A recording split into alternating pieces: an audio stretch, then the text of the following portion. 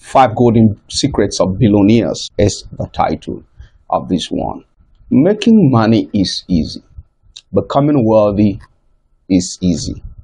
Easy in the sense that there are rules of the game. If the rules are kept, you arrive in the right destination. Mathematicians would say that mathematics is easy. It is not because it's easy in your terms. It is easy because there are rules that you must work with in order to arrive at specific results when you're doing mathematics. So the game of money is the one that has got rules of the game.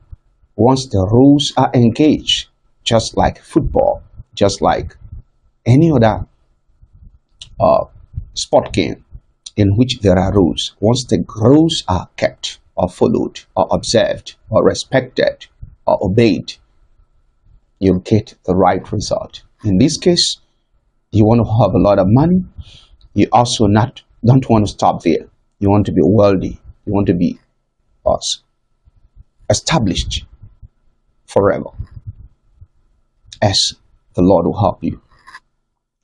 Again, I want to say that there are no golden secrets to becoming wealthy that are not biblically rooted, except when they are perverse.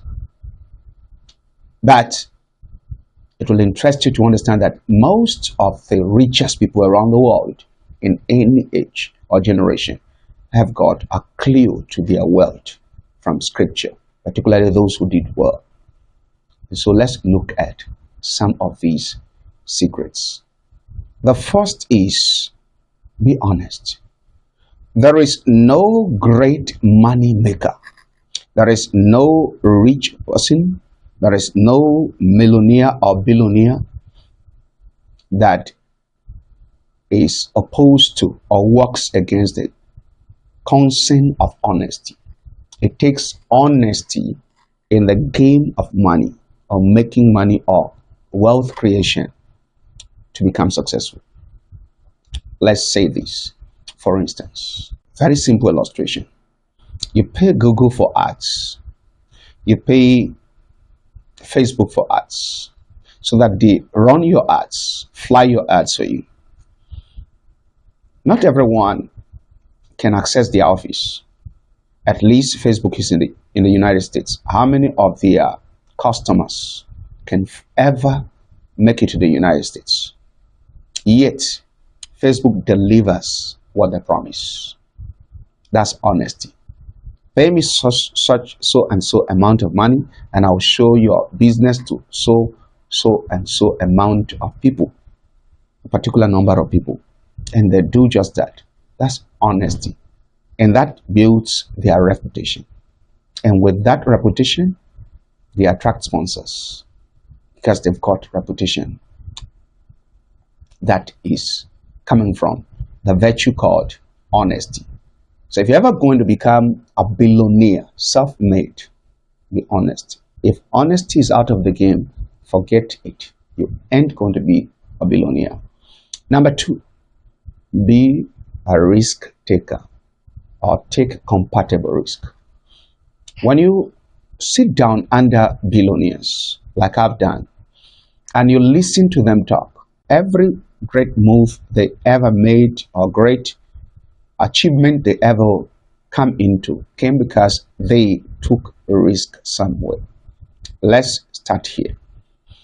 The man Elon Musk today, who happens to be the richest man in the world, for instance, was to take a PhD and then 2 days later dropped out. That's risk. What if the other thing you want to do doesn't succeed, and then you don't end up a doctor at the same time, a dropout? But he took that risk and then believed that he could build rockets. How old was he? 30. And you're starting out a business into the rocket world, a rocket building that only America as a country, China and Russia have been able to build in the world. So you, Elon Musk, is going to be greater than Egypt and Ethiopia, the first civilizations, greater than all the known civilizations around the world, and you're going to build your own rocket and launch it. He believed it, he knew it. So that was risky. You get me? Then he had to sell his source of income at the time, eBay, that was later renamed PayPal, and he got only, I think, about 158 million US dollars from that as his own share. So it was sold for about 2 billion, and he had got partners. And to start out, that was his fund, 158 million US dollars. And you're going into such a venture as a rocket creating company. So that's a risk taker. Eventually, he lost about everything he had. According to him, he said at a point he had got 20 million, and it was, how do I invest it now? And he finally decided, I'm going to put 10 million into Tesla, 10 million into SpaceX, the rocket production company. And if all goes, then that's all. That's a biblical principle. It said what? Cast your bread upon many waters, because you don't know whether this or that will succeed. That's Ecclesiastes. Cast your bread upon many waters. And he did it. Eventually, it paid off, and he grew up to become the richest man in the world along the line. Taking all of his investment into Tesla, that he didn't even start as a CEO, and then becoming the major sponsor of Tesla. That's risk in itself. So, risk is a secret behind billionaires. You see that with Amazon. What if the time that Jeff Bezos decided to quit his shop and then to open an online bookstore, and that business did not work? What was he going to tell his family? What was he going to tell his wife? Think about Steve Jobs leaving the university, dropped out after 6 months, and hung around the university for some 18 months before finally leaving the university environment. What if it doesn't work?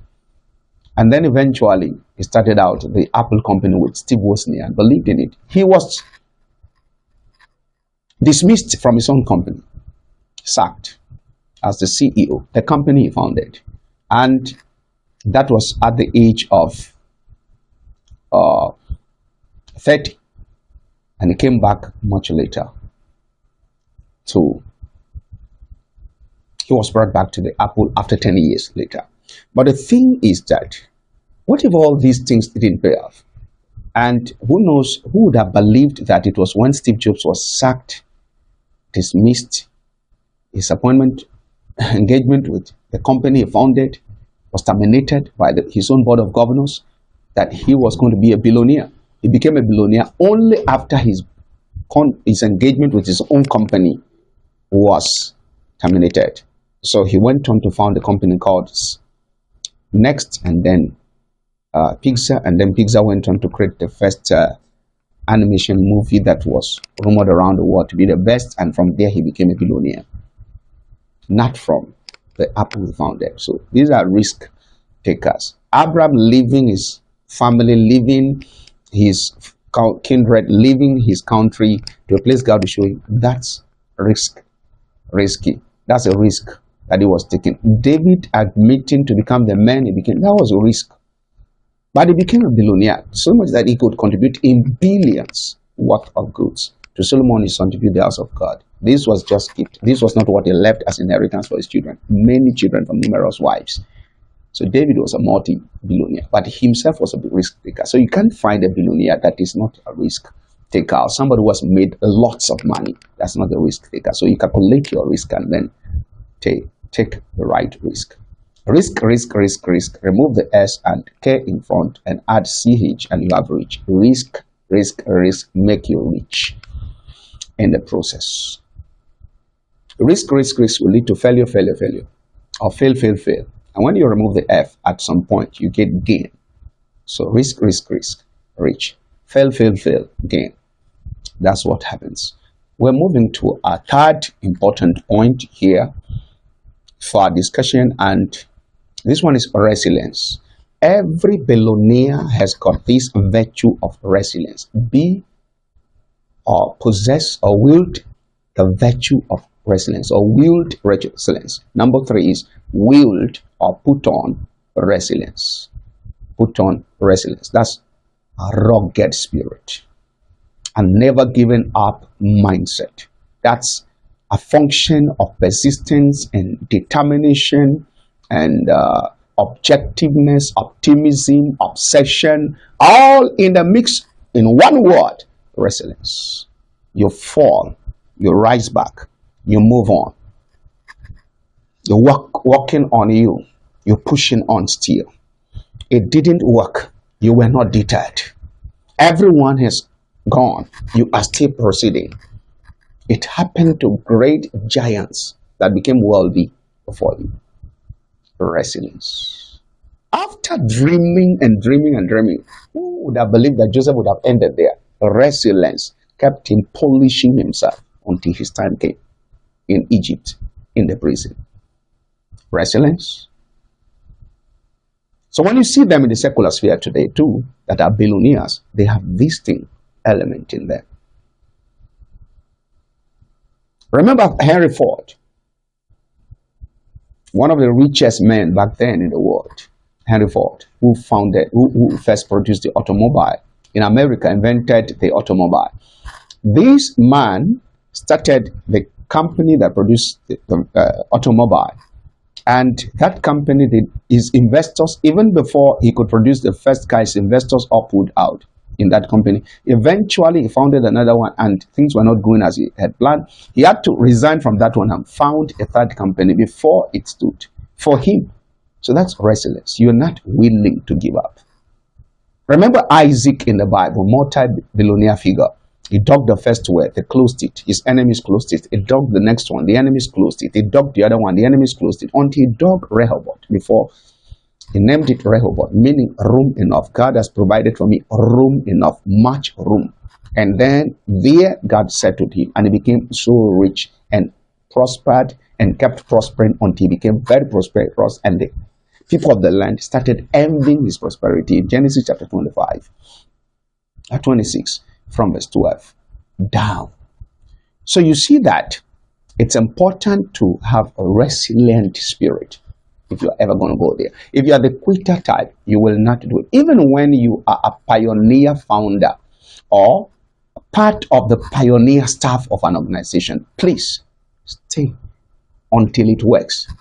Because if you can see that the vision is clear, the pain that you're going through during the preliminaries can never be equated with the glory that will appear when the breakthrough starts showing forth. And the breakthrough is going to affect you directly. Leave it or take it. It's going to affect you directly.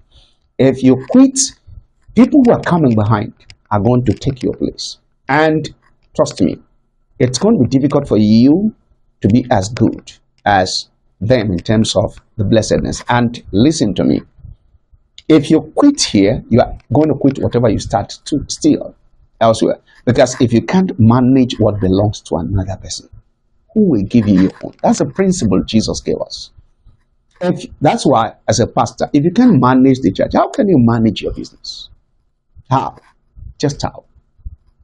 So you want to be rich. Settle down. The business that you don't call completely yours, manage it as if you are a slave tied to it. And the resilient. And you'll come back with results. Because all billionaires are honest.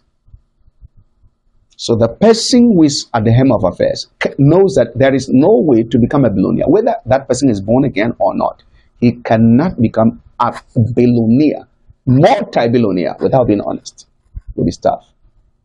That's a secret. Nobody ever becomes a billionaire by being dubious with the staff. Only those who loot money from public office can become that. And you see, they are very scanty around the world. Let's put them aside. That's the point. Another point, important, number 4, is be a hard worker. Hard work pays. Hard work pays. The Bible frequently, particularly the book of Proverbs and Ecclesiastes frowns against laziness, frowns against company, keeping company with frivolous people, people who are lazy. He said, when you pass through the field of the lazy man, you will know the grasses are overgrown. They don't prune them. They don't weed. They don't take care of their farm. So, hard work cannot be substituted. No matter how smart you are ever going to be, you must back it up with hard work.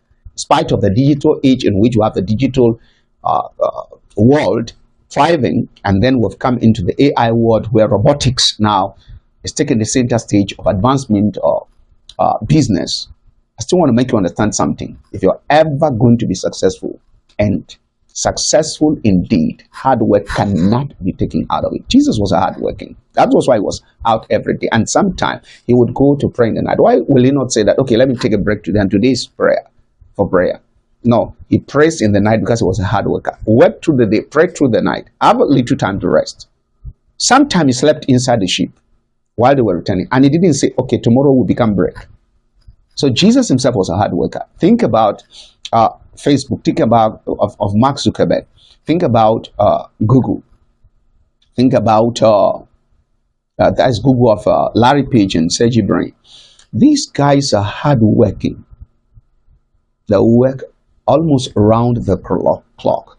They try to bring up something. That's the only way to start from the scratch and then build to soar. It must tell on you at some point before the glory days show forth. Because the glory days will come where you begin to vacation about with ease and eating with your 32 teeth. You get that? That's the point there. So, hard work. Last point for this session is customer relationship. We must have a satisfactory customer relationship reputation. If our organization is ever going to be reputable in terms of profitability and becoming wealthy. So that's the secret of becoming a billionaire. Put these things to work and you come back with great results. Jesus satisfied all of his customers and performed excellently well with great results. You too can. God bless you. See you in the next session.